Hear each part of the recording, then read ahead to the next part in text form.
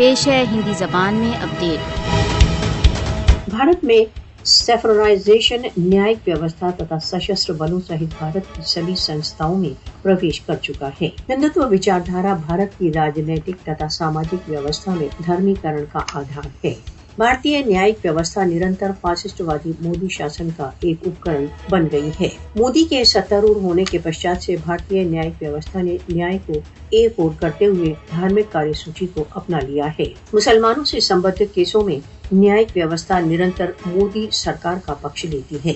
हिजाब, बाबरी मस्जिद तथा आर्टिकल 370 पर निर्णय न्यायिक हिंदुत्व पक्षपात का रहस्य उद्घाटन करती है। भारत के धर्मवाद का लक्ष्य हिंदू प्रभुत्व तथा हिंदू जीवन व्यवस्था को लागू करना है। भारत के तथाकथित प्रजातंत्र में सैफरन शासन के अंतर्गत धार्मिक अल्पसंख्यकों के लिए कोई स्थान नहीं है। मोदी की सैफरन व्यवस्था निरंतर मुसलमानों तथा अन्य अल्पसंख्यकों के विरुद्ध संघर्षरत है। हिंदू अतिवादी व्यवस्था के अंतर्गत अल्पसंख्यकों के जीवन, अधिकार तथा स्वतंत्रता सभी खतरे में है। मोदी शासन व्यवस्था इतिहास को पुनः लिखना चाहती है तथा भारत को एक हिंदू राज्य का रूप देना चाहती है। मुस्लिम मूल के नगरों तथा महत्वपूर्ण स्थलों का पुनः नामकरण सैफरन भारत की महत्वपूर्ण चाल है।